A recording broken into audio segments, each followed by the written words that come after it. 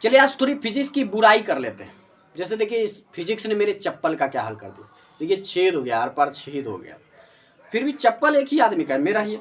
तो देखिए यहाँ पर इस चप्पल का कुछ नहीं हुआ, लेकिन इस चप्पल का हाल देखिए क्या हो गया।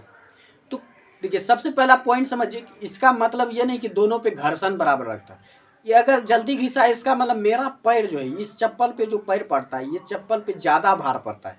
और इस चप्पल पे ज़्यादा भार पड़ने के कारण जो है, अब चप्पल पे ज़्यादा भार पड़ने के कारण जो इसमें घर्षण भी ज़्यादा होता है सड़क पर, इसीलिए ये जल्दी घिस गया। और इस पर मेरा जो पैर है कम भार देता है, इसीलिए जो ये चप्पल अभी तक थोड़ा टिका हुआ है। तो ये आप अपने चप्पल में भी देख सकते हैं कि आपका दोनों पैर बराबर भार देता है, या आप जो है किसी पैर पर ज़्यादा भार देते हैं, किसी पैर पर कम भार देते हैं। तो ये आप घर्षण से समझ सकते हैं। देखिए इसकी फिजिक्स में जो घर्षण जो एक आशीर्वाद की तरह भी है और एक बुराई की तरह भी है। कि बुराई क्या है कि देखिए चप्पल इस तरह हो गया, अगर मैं पैदल चलूँ तो ये भी इस तरह से हो जाएगा। तो लेकिन रियल लाइफ में ऐसा होता नहीं कि आप पैदल चलेंगे तो पैर भी आपका ऐसा हो जाएगा। तो बहुत सारे आदमी हैं जो कई सालों से पैदल ही चल रहे हैं, लेकिन उसके पैर तो ऐसे चप्पल के तरह नहीं होता। क्योंकि चप्पल देखिए हम इसलिए पहनते हैं क्योंकि रास्ते में कांटे उटे मिल गए, तो उससे जो बचने के लिए पहनते हैं। कोई चप्पल इसलिए नहीं पहनता कि ये सोच कर नहीं पहनता है कि जो है घर्षण ज़्यादा लगेगा तो मेरा पैर खिया जाएगा, इसीलिए हम जो है चप्पल पहनेंगे, ये सोच कर तो कोई चप्पल नहीं पहनता, बिल्कुल नहीं पहनता।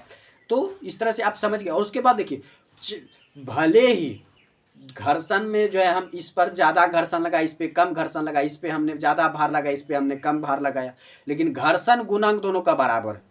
दोनों चप्पल का घर्षण गुणांक जो है वो बराबर होगा। और घर्षण गुणांक आता कहाँ से? घर्षण के नियम से। F बराबर म्यू आर। F है घर्षण बल, म्यू है घर्षण गुणांक, आर है अभिलंब प्रतिक्रिया।